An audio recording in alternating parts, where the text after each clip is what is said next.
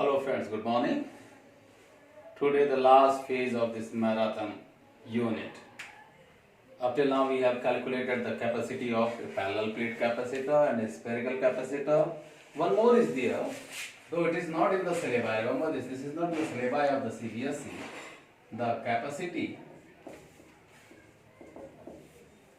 of a cylindrical capacitor. But most of the examination, competitive examination, it is always there. So we will talk about a bit about it, how to calculate this. A cylindrical capacitor consists of two cylinders of different radii. Let it be RA or RB, whatever you want. Another outside it.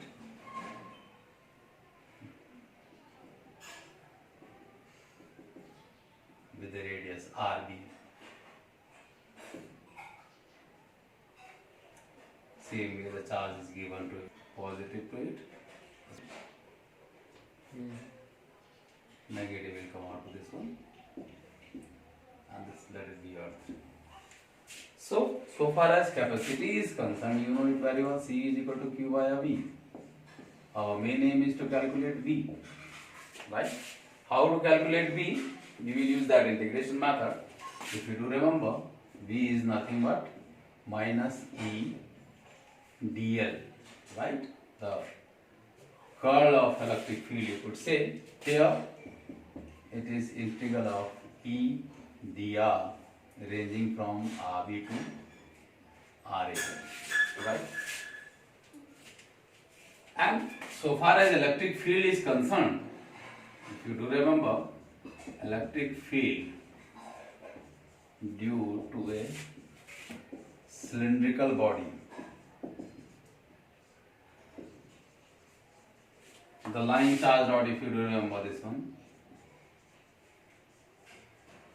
we have the formula E equal to lambda upon 2 pi epsilon naught R. This we are going to use directly. So V will be integral RB to RA EdR. Direction of E and dr is opposite, so they cancel out this negative sign, so it comes to be EdR. If I substitute the value, integral of RB to RA, E is nothing but lambda by 2 epsilon naught R dr, and it comes out to be lambda upon 2 epsilon naught, it's common, integral RB to RA 1 upon R dr, and integral of 1 upon R is nothing but log. So V comes out to be lambda upon 2 epsilon naught into log, after solving this, B RB upon RA, you could say, with exponential base E. Right? This is V, and as lambda is nothing but what? Q via L. So V will be Q upon 2 pi epsilon naught L log RB via RA. This will be the total potential difference, right?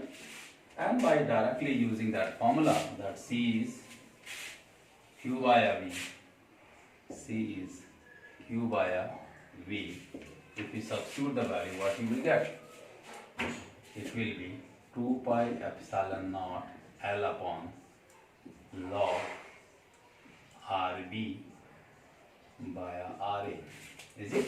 This will be the capacity of a cylindrical capacitor. As you know, this is exponential base E, and generally for the general base, what we do, we can write down like this: 2 pi epsilon naught.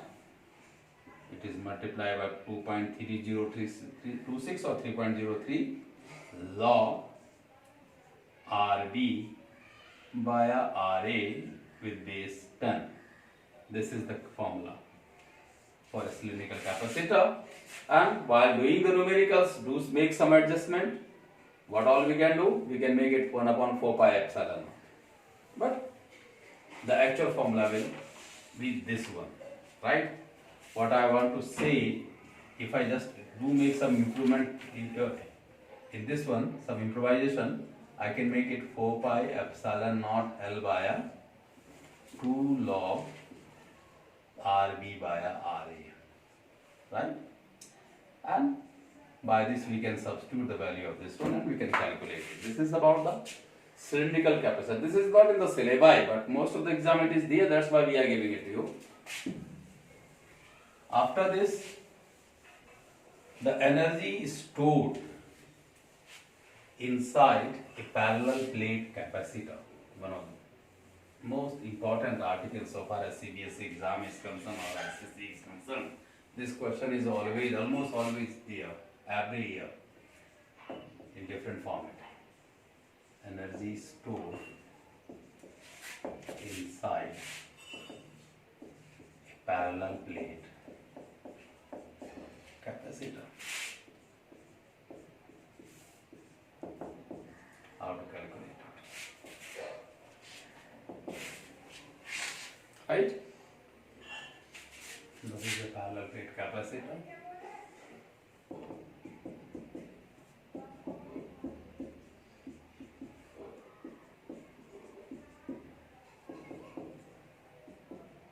Minus Q charge like this, right? By the definition of potential difference, what we have? dV is nothing but dW by a Q, or as we can say, dW will be what? Q dV. This will be the small amount of work done to increase the potential difference by dV when a small charge Q is supplied to it. We will use this formulation. And this work done is stored in the form of potential energy, and that potential energy itself is the energy stored. Now variable is dV and we are having Q. So what we have? For a capacitor, Q is what? CV. So dW can be written as CV dV. Just an improvisation, right? So what will be the total amount of work done? Total amount of work done to increase the potential from, let it be a limit 0 to V. You want to increase it from 0 to V. What will be the total work done? So that W will be what? Integral of dW ranging from 0 to V, right? dW is nothing but 0 to V CV dV. Capacity is constant, so integral 0 to V V dV. For by one simple formula of integration, what we will get? C V square by 2 0 to V. Substituting the limit, we will get half CV square. So this W equal to half CV square will be the amount of work done to increase the potential from 0 to V. This work done is stored in the form of potential energy inside the capacitor. So the energy stored in a capacitor, if I represent it with capital U, it will be the total amount of work done, and that comes out to be half CV square. So the formula for the energy stored will be half CV square joule, right? Other formulation we can adjust as we have Q is equal to CV, C can be written as Q by V. If I substitute this, U comes out to be half Q into V. This is another formulation. As V is Q by C, if I substitute that, I will get half Q square by C. So these are all the formula for the energy stored in the capacitor, half QV, half CV square, half Q square by C. And accordingly we can adjust it, whatever is given, QV will give you the total energy stored inside a capacitor, and it is always in the form of potential energy. Now my question is, inside a parallel plate capacitor, I will improvise it bit. How? For parallel plate capacitor, C is what? If you do remove the formula, it is epsilon naught A by D. So what will be U? If I substitute this value, half CV square, half epsilon naught A by D into V square. Right? I want to express this in the form of electric field intensity. So how to do? As E is nothing but V by D. Remember V volt per meter for uniform field. V will be what? E into D. If I substitute this value, what I will get? U equal to half epsilon naught A by D into E into D, its whole square. And it comes out to be half epsilon naught E square A into D. One D will be cancelled. So A into D is what? We will give you the volume.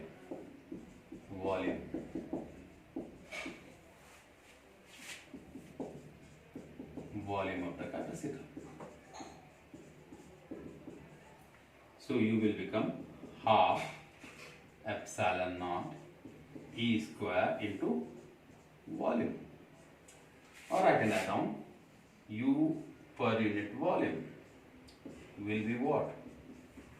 Half epsilon naught E square. This U per unit volume is known as energy density.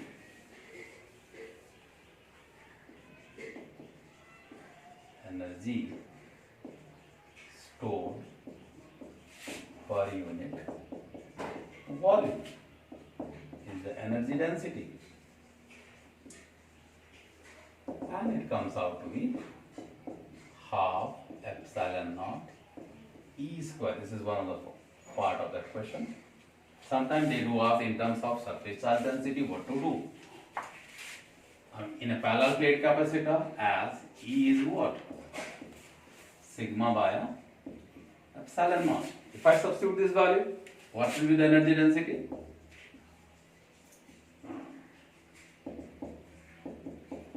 Half epsilon naught sigma square by epsilon naught square. So one power will be cancelled. So energy density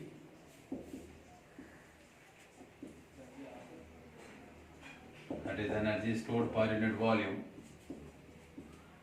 One of the formulation is sigma square upon 2 epsilon naught. In any form they can ask this. Directly half CV square, sometimes half epsilon naught square, E square, sometimes sigma square by 2 epsilon naught. This is the energy stored inside a parallel plate capacitor. Right? After this, we have combination of capacitor. How to combine the 2 capacitor, 3 capacitor, a group of capacitor. Just like combination of resistance, we have combination of capacitor.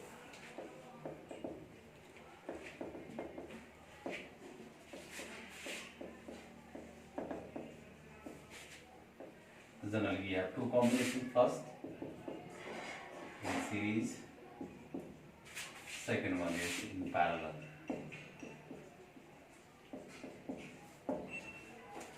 In series combination, also known as end-to-end connection, what we do? Suppose we are having 3 capacitors and we are connecting like this. This is the first plate, second plate, first plate, second plate, first plate, second plate. Means each first plate is connected to the second one. That's why the n to n1 value we used to say, let it be capacity be C1, this is C2, this is C3. If Q is the charge given to it, Q, what will happen? This will be plus Q, this will be minus Q, again plus Q, minus Q, plus Q, minus Q. What does it mean? In series combination, the charge will remain constant. Remember, in series, the electric charge on all capacitor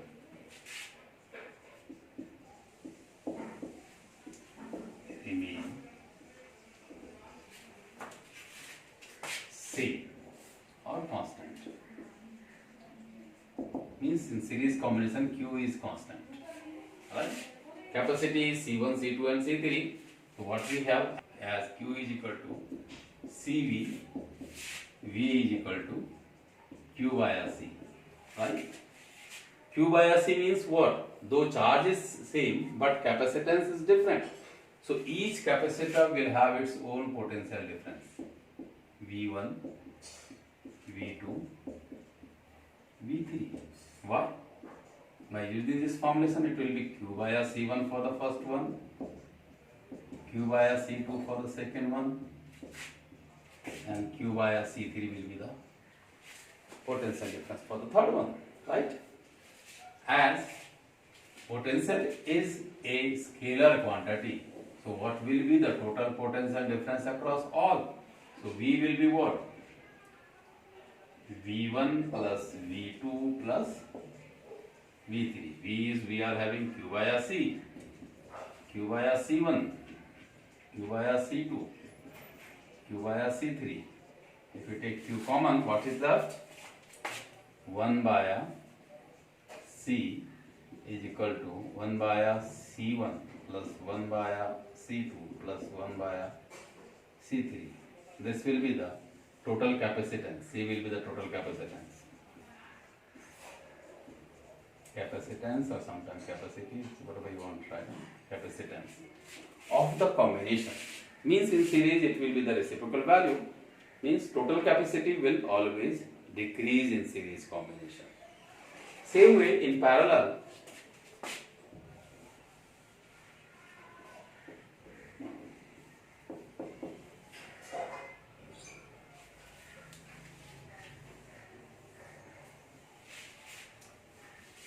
Parallel, suppose I am applying 3 capacitor.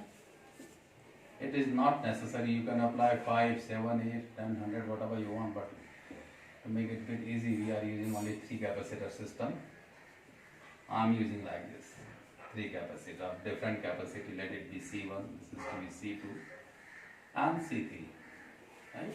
So what is happening first of all, charge is being supplied from here, automatically charge is being trifurcated, distributed. C1 is having its own charge, Q1, let it be Q2, and it be Q3. Means here in parallel combination, the charge will not remain constant. Charge will be distributed, will be different in different capacitor. Ultimately Q. So which factor is going to remain constant? If as I am starting the charge from here, this will be the first plate, first plate, first plate, and this will be the second one, second, second. So do check that all the first plates are connected to a same point. Let it name A, and B to another point. Let it be B, right? So let it potential be VA, and this is to be VB, and V. So what will happen? For all 3 capacitor, V will be VA minus VB. So what we got? In parallel capacitor, in parallel combination, the potential difference across all capacitor will remain same. In parallel combination, the potential difference across all capacitor will remain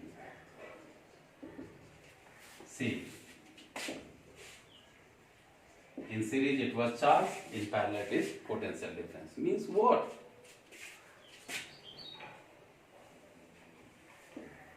This V equal to VA minus VB will be what?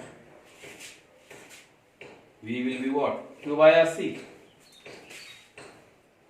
It will be Q1 by RC1 by Q2 by RC2, Q3 by RC. It is a very good clue while solving the numerical.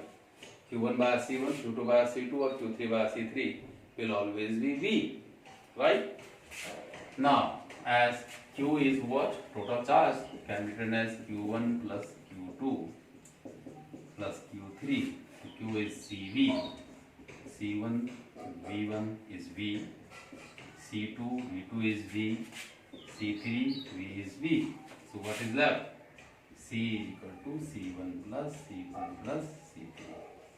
Means in capacitor case, the total capacitance increases in parallel combination, while in case of resistance it was totally opposite, right? In series what we did, it is 1 upon C, and in parallel what we are getting, C equal to C1 plus C2 plus C3. This is the combination of capacitor,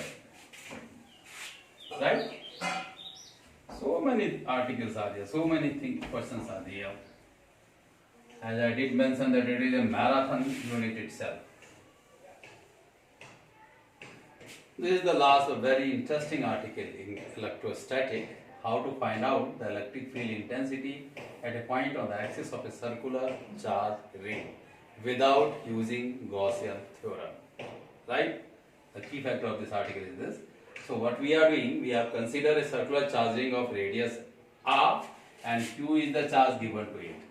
So what will be the linear charge density? Linear charge density, that is lambda, charge per unit length. What will be the length here? Since it is a ring of radius r, it will be q by 2 pi r, right?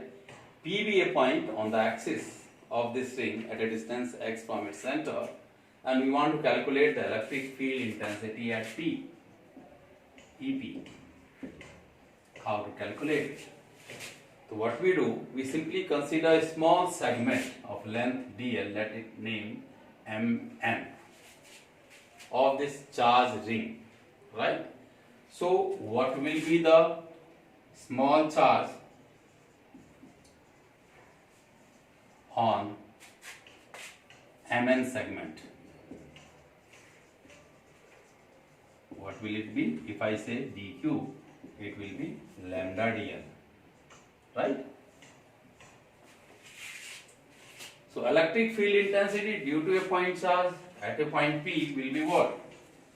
E, if I name it dE, what will it be? 1 by 4 pi epsilon naught dq via r square. Question arises, what will be r square? This is r, this is x. R square will be this value. R square plus x square, its power half, and its whole square. What about this direction? If I consider to be positive charge, direction will be towards the point, that is M to P. Or dE comes out to be 1 by 4 pi epsilon naught lambda dl. Q dq is lambda dl by r square plus x square, and direction will be M to P. This is equation 2. So this segment will have an equal but opposite segment on the other side of the ring. Let it name it M dash N dash. Similarly, the electric field intensity produced by this opposite side segment M dash N dash, what will it be? I name it dE dash. It will be 1 by 4 pi epsilon naught. dq is again lambda dl, and distance is the same value, r square plus x square, its power half, its whole square, and direction now will be M dash to P, right? And it comes out to be 1 by 4 pi epsilon naught lambda dl via r square plus x square. Direction is m dash to p. This is 3. Now I've got to feed DE and DE dash. How to calculate the resultant one? What I did, I simply used the component division system and I did divide these DE and DE dash into their respective components. It comes out to be DE cos theta, DE sin theta, DE dash cos theta and DE dash sin theta. What we got from second and third, if you do check the value, DE is mathematically equal to DE dash. So what will happen? This DE dash sin theta, DE sin theta are equal and opposite. What we are getting? Vertical component are equal but oppositely directed. So what will happen? So they will nullify each other. They will nullify each other. So what is left? We left with this horizontal component. So in the whole ring, each segment will have its equal and opposite segments, right? And by calculating that, all the vertical components will cancel out each other. We left with only with the horizontal component. So what will be the total field at E, at P? Total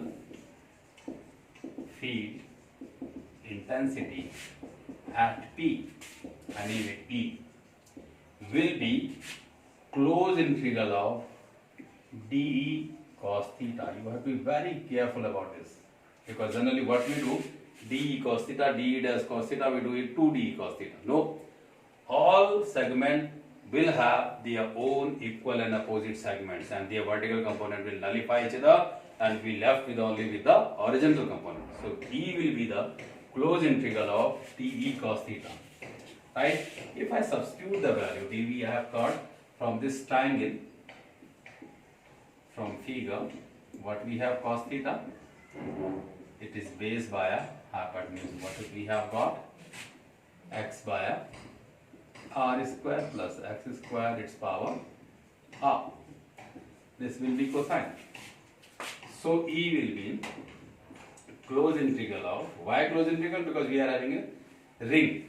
So dE is 1 upon 4 pi epsilon naught lambda dl by r square plus x square into cosine value is x by a r square plus x square its power half. One power is this and this is half power. What will we get? 3 by 2. So 1 by a 4 pi epsilon naught lambda into x by a r square plus x square its power 3 by 2 into closed integral of dl. That's what is left, right? So as it is a ring, closed integral of dl is nothing but what? Circumference of the ring. That is 2 pi r, right? And what is lambda? Lambda itself is what? Q by r, 2 pi r. So if I substitute the value, what I will get? E equal to 1 by r 4 pi epsilon naught, lambda is Q by r 2 pi r into x by r square plus x square its power 3 by 2 into 2 pi r. So 2 pi r can be cancelled. We left with what? E equal to 1 by 4 pi epsilon naught q into x by r square plus x square its power 3 by 2. This is the electric field intensity at an axial point. So far as direction is concerned, it is as only cosine component survives, so it will be along the axis, right? where x is the distance from the center of the ring and r is the radius, right? And now if I want to check this formula whether it is correct or not, right? So how to do that? Special case, if r tends towards 0, right, means ring is considered to be a point charge, that is for a point charge, what will happen? E will be 1 by a 4 pi epsilon naught q into x. R is nullified, so x square is power 3 by 2 cancelled. What we will get? 1 by a 4 pi epsilon naught q into x by a x cube, and ultimately it comes out to be the same formula which we used to apply for a point charge. 1 by a 4 pi epsilon naught q by a x square is the electric field intensity due to a point charge. It means our formula is correct. So what we got, E is 1 due to circular charging on its axis is q into x by a r square plus x square, its power 3 by 2, right? So most of the time this combination of r and x will be such that you will get a square value. Confirmly, this r square plus x square, its power, or simply r square plus x square will be always be in terms of n square. For example, if r is 3 unit and x is 4 unit, what you will get? N will become 5 unit, right? R is 6, x is 8, it will be 10, like this. The combination will be there so that you can easily calculate it, this formula. This is the electric field intensity due to a circular charging. After this, try some numerical, some questions. We will give you here in the next lecture some questions, some numerical, but you try yourself. Whatever article we have done, just apply that, right?